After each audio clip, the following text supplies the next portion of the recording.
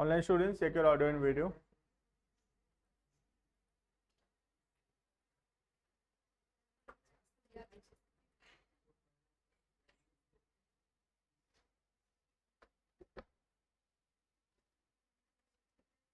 ठीक ना, पिछले क्लासेस में हम लोग पढ़ रहे थे economic and non economic activities, जो कि ऑलमोस्ट कंप्लीट हो चुका है। ठीक है, हम पिछले क्लास में देख लिए थे what is economic activities and what is non economic activities. Clear.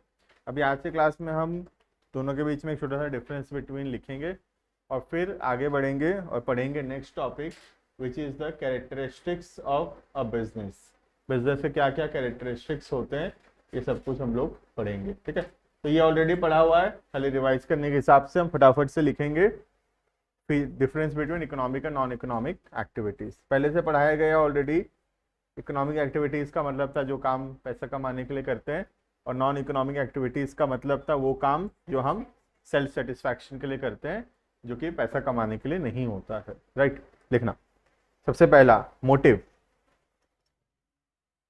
It is undertaken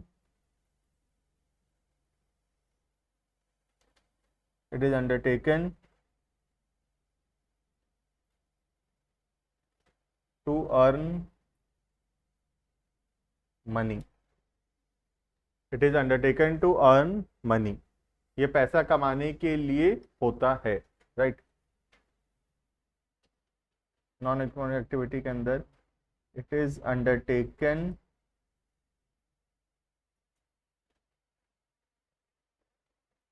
for social और psychological satisfaction. It is undertaken for social और साइकोलॉजिकल सेटिस्फैक्शन। क्लियर है ये। नेक्स्ट आता है एक्सपेक्टेशंस। एक्सपेक्टेशन क्या है? Monetary income is expected. ये सोचते हैं कि पैसा कमाई होगा, और यहाँ पे नॉट एक्सपेक्टेड है ना, monetary income is not expected. Monetary income होगा ऐसा हमारा एक्सपेक्टेशन नहीं है। क्लियर। Next, purpose. ये हम क्यों करते हैं? For creation of wealth. हम बिजनेस क्यों कर रहे हैं? अपना संपत्ति बढ़ाने के लिए। वेल्थ का मतलब समझते हो? प्रॉपर्टीज, संपत्ति है ना। तो इकोनॉमिक एक्टिविटी किया जाता है क्रिएशन ऑफ वेल्थ की वजह से, मतलब हम वेल्थ क्रिएट करना चाहते हैं, हम अपना संपत्ति बढ़ाना चाहते हैं, प्रॉपर्टीज बढ़ाना चाहते हैं, इसीलिए हम इकोनॉमिक एक्टिविटी करते हैं। ठीक है। नॉन इकोनॉमिक एक्टिविटी तो वही है, same satisfaction. Purpose is psychological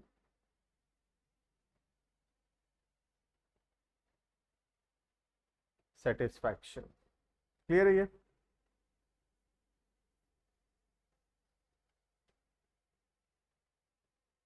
इससे क्या होता है? Outcome production of goods and services. Economic activity में क्या होता है? गुड्स या सर्विसेज दिया जाता है।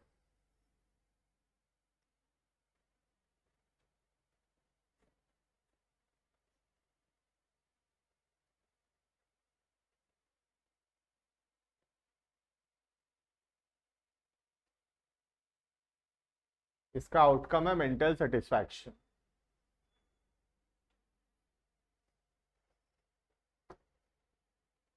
लास्ट एग्जाम्पल, इसका एग्जाम्पल है बिजनेस, प्रोफेशन या एम्प्लॉयमेंट। तीनों पढ़े थे हम डिटेल में, बिजनेस, प्रोफेशन या एम्प्लॉयमेंट। ये इकोनॉमिक एक्टिविटी का एग्जाम्पल है ना। नॉन इकोनॉमिक एक्टिविटी का तो लाखों एग्जाम्पल है। जैसे कि गोइंग टू टेम्पल, मंदिर जाना, कुकिंग एट होम, एटसेट्रा।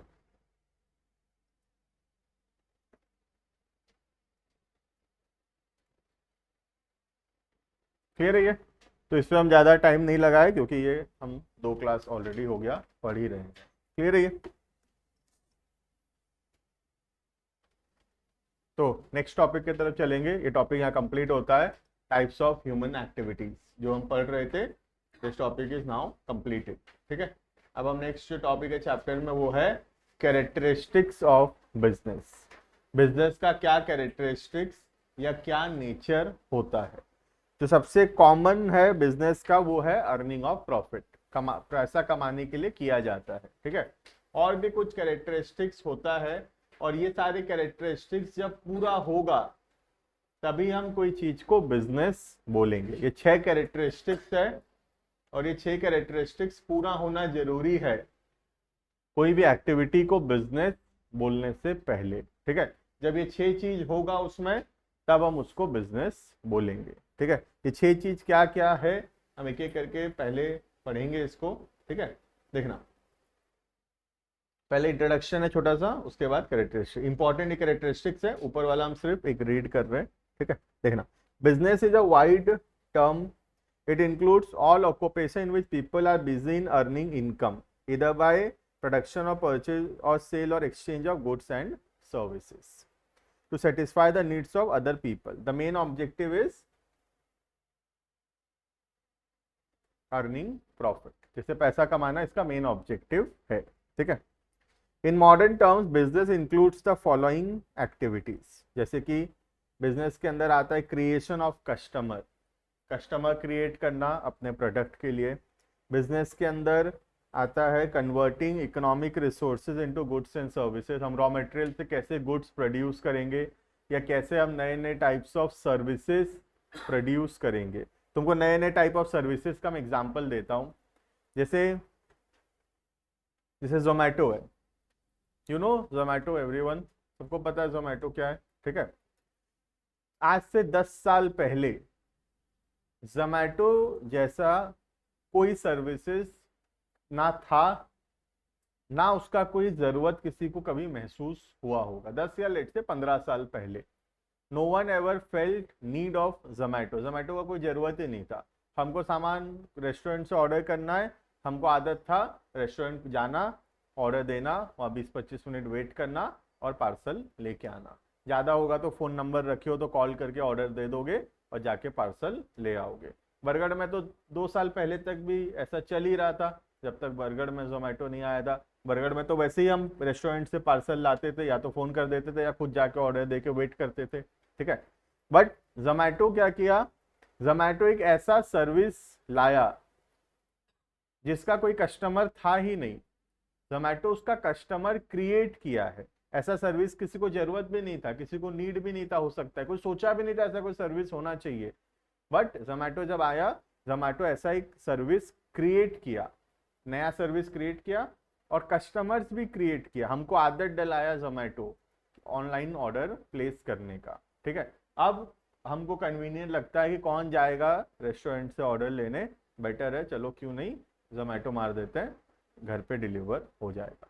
तो ये एग्जांपल है क्रिएशन ऑफ कस्टमर। ऐसा कोई कस्टमर था ही नहीं जोमेटो का, किसी को जरूरत भी नहीं था जोमेटो के सर्विसेज का, पर जोमेटो ऐसा नया सर्विस लाया और उसका जरूरत लोगों को महसूस करवाया। ठीक है, आज से 20 साल पहले का बात करूं तो किसी को ऑनलाइन शॉपिंग के बारे में पता नहीं था। अमेजोन आया, फ्लिपकार्ट आया, वो लोगों को आदत डलवाए ऑनलाइन शॉपिंग का, एक ऐसा सर्विस लाए जिसको किसी को जरूरत ही नहीं था। ऑनलाइन शॉपिंग का किसी को जरूरत नहीं था, कोई सोचा भी नहीं था कि ऑनलाइन ऐसे शॉपिंग हो पाएगा बोल के। सबको आदत था जाने का दुकानों में, ट्रायल करने का, पसंद करके लेके आने का। बट जब अमेजोन आया, फ्लिपकार्ट आया, लोगों को वो नया चीज का आदत डलवाया। तो business is not only about repeating things, business is also about creating new things. नया चीज क्रिएट करना भी बिजनेस है, राइट। जैसे अमेजोन, फ्लिपकार्ट एक नया बिजनेस क्रिएट किया, जोमेटो एक नया बिजनेस क्रिएट किया है, ओला उबर का एग्जाम्पल ले लो। सबको आदत था कैब वाले का नंबर रखने का या टैक्सी स्टैंड जाके कैब बुला के लाने का। आज बरगढ़ में भी हमको अगर गाड़ी चाहिए भाड़ा में तो हमको जाके टैक्सी स्टैंड से बुलाना पड़ेगा या फ़ोन नंबर रखे हो तो कॉल करके बुलाना पड़ेगा। लेकिन बड़े सिटीज़ के अंदर तुमको आई थिंक पता होगा, मेरे हिसाब सबको ओला है, उबर है, उसमें हम क्या कर सकते हैं, फ़ोन में बुक कर सकते हैं राइड और गाड़ी हमारे पास आएगा। तो ये क्या है, नया टाइप ऑफ सर्विसेज है। तो बिजनेस वही बोला यहाँ पे, is not only about repeating things, it's also about innovating new products या इनोवेटिंग न्यू सर्विसेज। तो business is also about creating new businesses, new products या न्यू सर्विसेज। क्लियर है? Next, marketing. Marketing this innovative products and serve, और business का काम है इसको market करना। मार्केट करना मतलब लोगों तक इसका जानकारी पहुंचाना, राइट।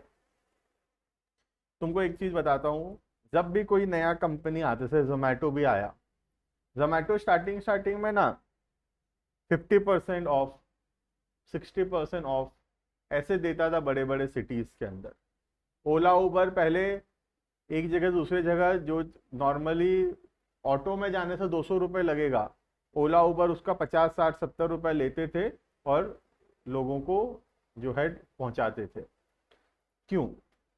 लोगों को नए प्रोडक्ट, नए सर्विसेज का पहले आदत लगवाना पड़ेगा। जब उनको आदत लग जाएगा उस चीज का, तब वो लोग उसका ज्यादा पैसा देने के लिए तैयार होंगे।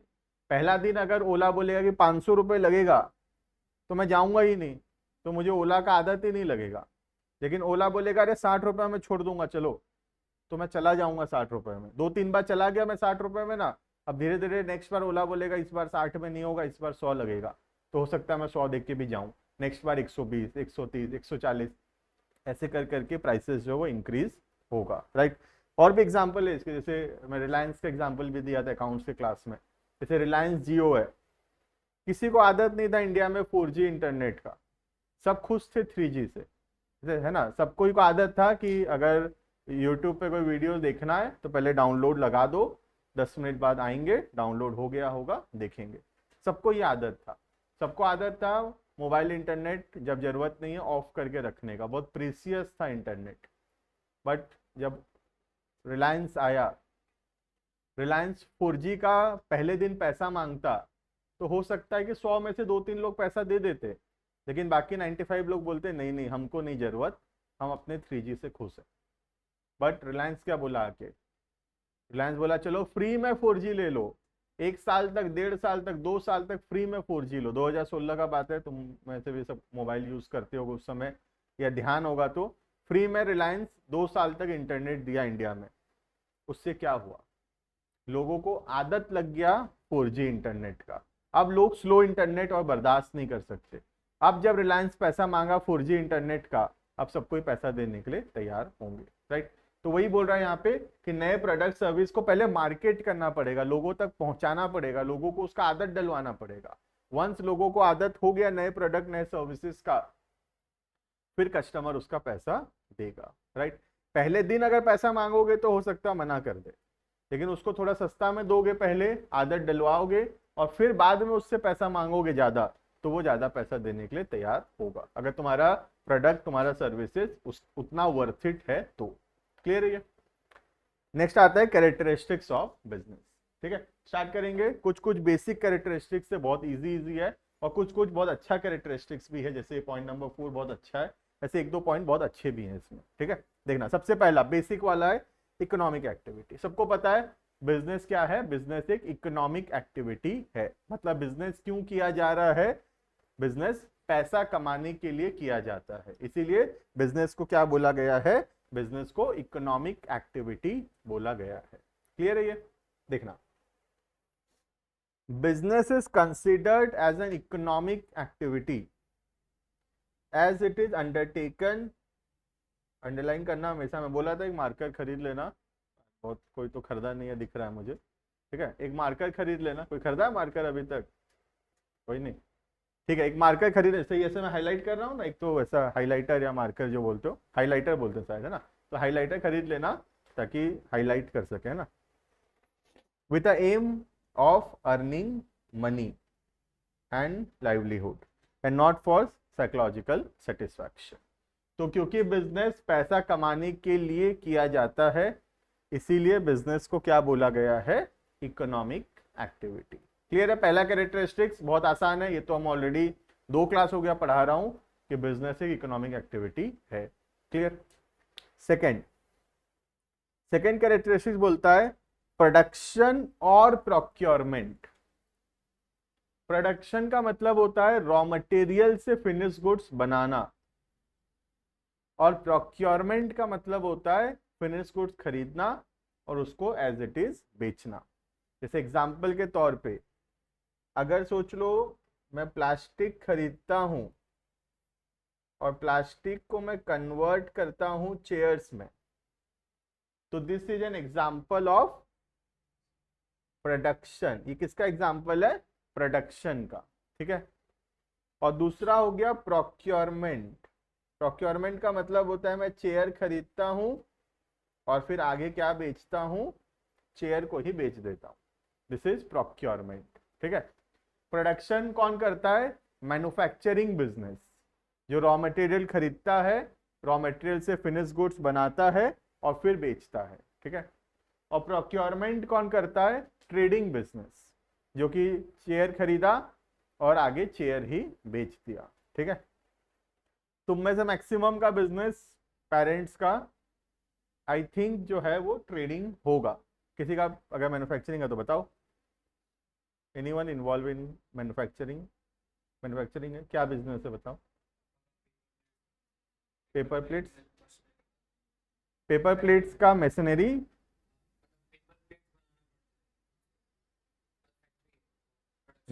एक सेकेंड, पेपर प्लेट्स का फैक्ट्री है कि पेपर प्लेट्स में जो मशीनरी यूज होता है? पेपर प्लेट्स का फैक्ट्री। ठीक है, तो ये प्रोडक्शन हुआ। ठीक है। वो पेपर खरीदते हैं एज अ रॉ मटेरियल और उस पेपर को कन्वर्ट करते हैं इनटू पेपर प्लेट्स। ठीक है। और पेपर प्लेट्स को आगे बेचते हैं। तो इसका बिजनेस जो है वो एग्जांपल है किसका? प्रोडक्शन का। राइट। और बाकी सबके मैक्सिमम का बिजनेस पेरेंट्स का होगा, जो सामान खरीदते हैं उसी को प्रॉफिट जोड़ के आगे बेचते हैं।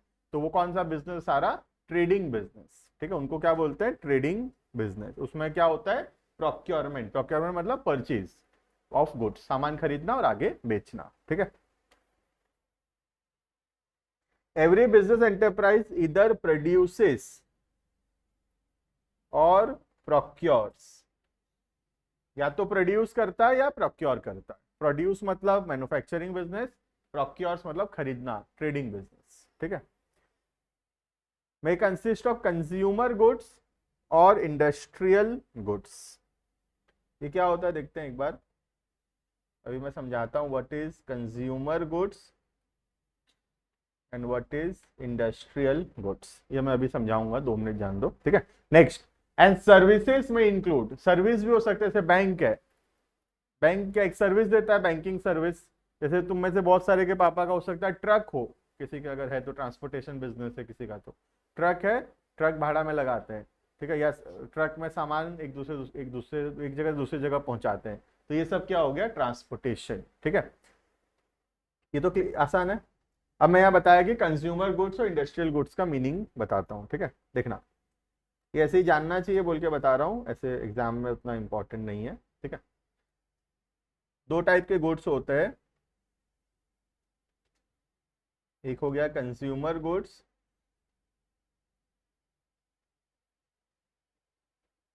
और दूसरा हो गया इंडस्ट्रियल गुड्स। ठीक है। किसी को पता है तो बता सकता है व्हाट इज कंज्यूमर गुड्स और इंडस्ट्रियल गुड्स? अनिश।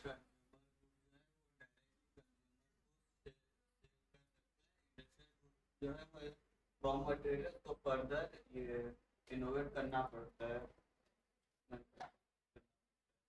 ठीक है, थोड़ा जैसे सही है, ऑलमोस्ट सही है। और कुछ जैसे एग्जांपल देता हूं तुमको।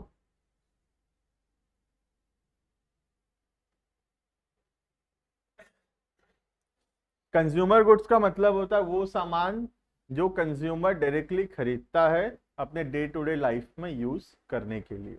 ठीक है। जैसे कि एग्जांपल हो गया, सोच लो शैम्पू, सोप, शुगर, राइस, ठीक है, व्हीट। ये सब क्या, ये सब ऐसा सामान है जो कंज्यूमर हम खरीदते हैं सीधा अपने कंजम्पशन के लिए, अपने यूज के लिए। ठीक है। तो तो ऐसे गुड्स को बोलते हैं कंज्यूमर गुड्स, जो कंज्यूमर डायरेक्टली परचेज करता है अपने यूज के लिए, अपने कंजम्पशन के लिए, ठीक है।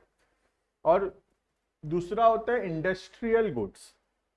इंडस्ट्रियल गुड्स का मतलब होता है ये सामान कंज्यूमर नहीं खरीदता अपने डे टू डे यूज के लिए, ये कोई दूसरा इंडस्ट्री वाला खरीदता है, दूसरा बिजनेस कोई खरीदता है इसको हमसे, then it is called as industrial goods. जैसे ये जो एग्जांपल दे रहा था, जैसे पेपर प्लेट है, पेपर प्लेट्स कंज्यूमर गुड्स है, पेपर प्लेट हम खरीदते हैं सीधा अपने यूज के लिए, है ना।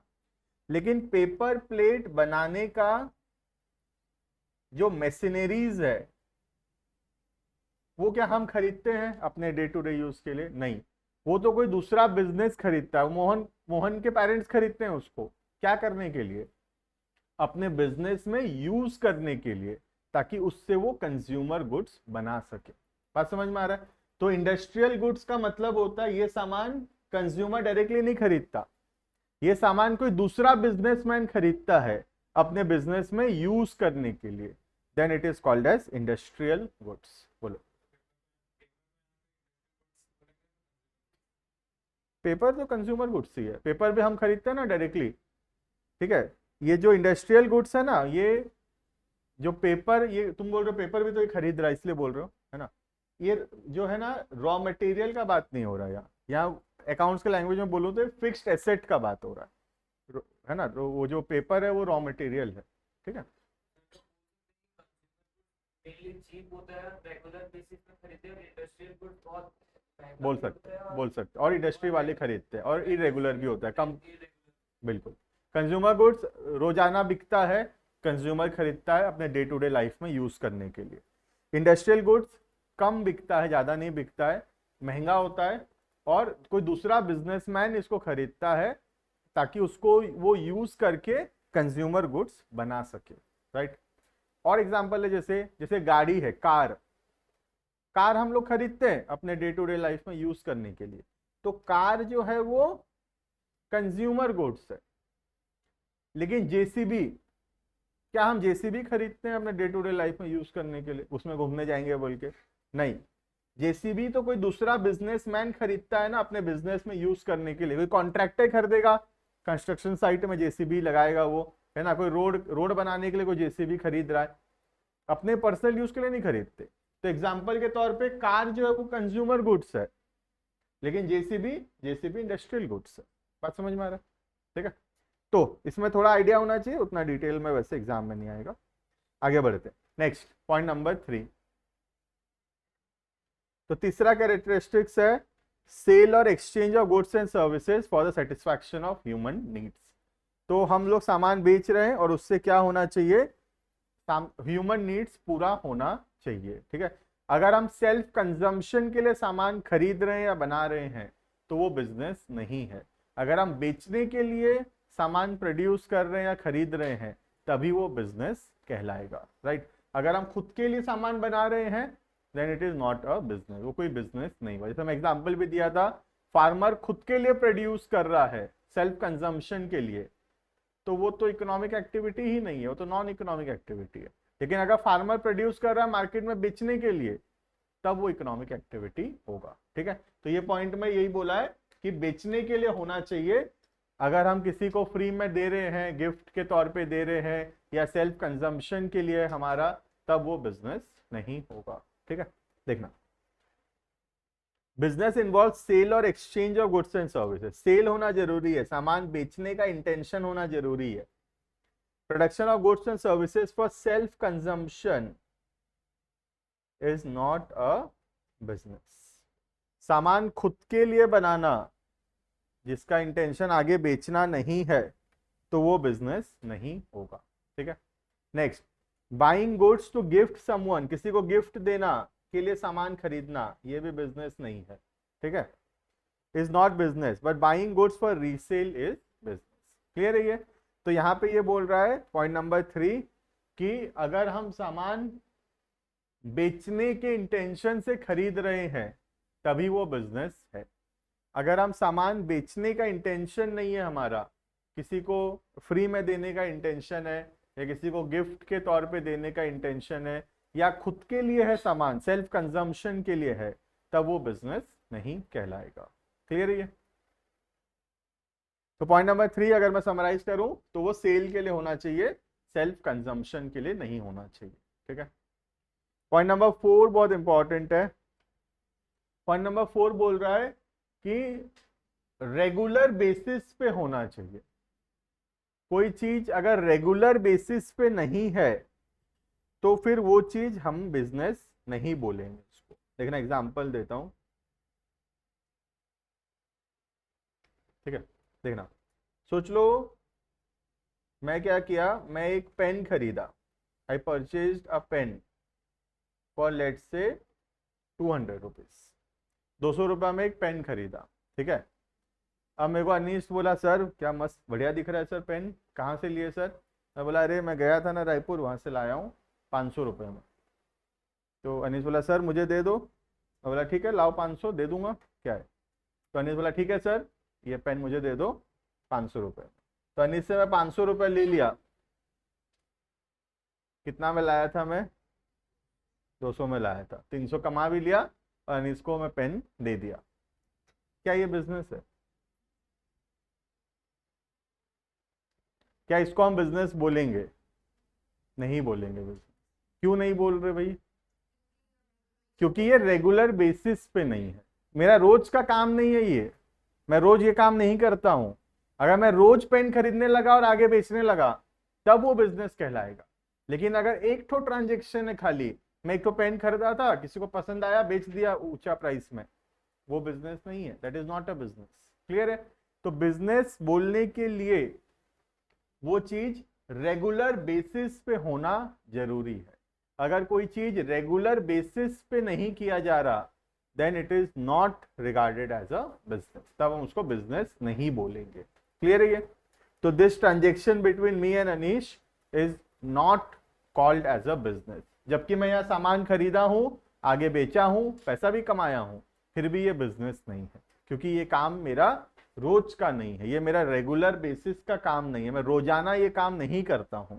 अगर मैं रोज ये काम करने लगा, मैं देखा अरे बढ़िया चल रहा है ये, तो क्यों पढ़ाएंगे भाई, 200 में पेन लाएंगे 500 में बेचेंगे। ठीक है, बिक तो रहा ही है।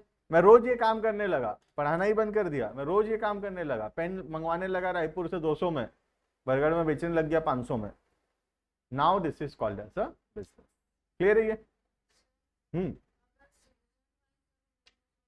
तब वो बिजनेस कहलाएगा, है ना। अगर कोई सीजनल बिजनेस है, वेरी गुड क्वेश्चन पहले तो, है ना, अगर कोई सीजनल बिजनेस है, जैसे जैसे कोल्ड ड्रिंक्स है या आइसक्रीम है, बहुत सारे कंपनीज जो है एक पर्टिकुलर सीजन में प्रोड्यूस करते हैं और बेचते हैं, बाकी सीजन में उनका उतना प्रोडक्शन नहीं है, कई महीना बंद भी रहता है, तब भी उसको हम बिजनेस बोलेंगे। ठीक है।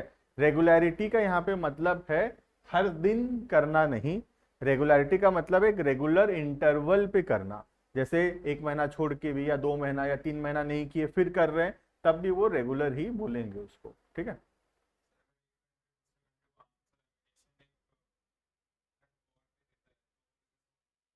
अगर प्रॉफिट कमाने के लिए कर रहा है तो होगा। अगर सोच लो उसमें इंटेंशन ऑफ प्रॉफिट भी है तो वो बिजनेस होगा।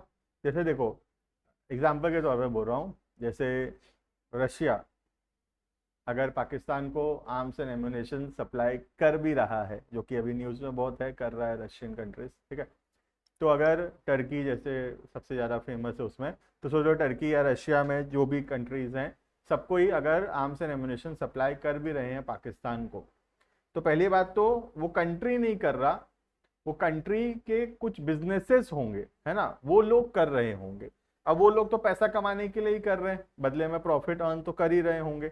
उनका तो रेगुलर काम है, आज पाकिस्तान को सप्लाई किए, कल बांग्लादेश को चाहिए तो बांग्लादेश को देते हैं, कभी इंडिया को चाहिए तो इंडिया को देते हैं, उनका तो रोज का काम है वो, तो उनके लिए तो वो बिजनेस है। ठीक है। देखना पॉइंट नंबर 4 रीड करेंगे।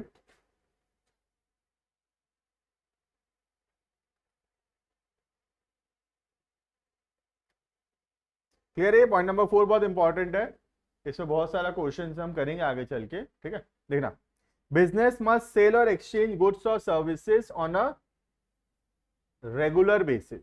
रेगुलरिटी बहुत जरूरी है। अगर एक तो ट्रांजेक्शन हो रहा है तो वो बिजनेस नहीं है, ठीक है। बाइंग और selling of goods and services once or twice is not a business. एक दो बार करना इज नॉट बिजनेस, रेगुलरली वो काम को करना इज कॉल्ड एज बिजनेस, ठीक है। For example, if a person sells his house to buy a new house, अगर मैं अपना पुराना घर बेच दिया, क्या ये बिजनेस है? नहीं। लेकिन मेरा रोज का काम है रियल स्टेट का, अगर मैं रोज घर खरीदता हूं आगे बेचता हूं, तो फिर वो बिजनेस होगा, ठीक है। But if a person buys और sell house on a regular basis, then it will be considered as a business. Clear है पॉइंट नंबर 4 सबको? पॉइंट नंबर 4 सिंपल सा बात बोल रहा है कि बिजनेस बोलने के लिए वो काम रेगुलर बेसिस पे होना जरूरी है। अगर रेगुलर बेसिस पे नहीं किया गया है तो वो बिजनेस नहीं है। Clear? Next point number 5 simple है, ये तो सबको पता है, अर्निंग ऑफ प्रॉफिट होना जरूरी है। अगर हमारा इंटेंशन पैसा कमाना नहीं है तो फिर वो बिजनेस नहीं होगा। जैसे मैं कोई सामान 100 रुपए में खरीदा और मैं उसको 100 में ही बेचता हूं, तो this is not called as a business, इसको बिजनेस नहीं बोलेंगे।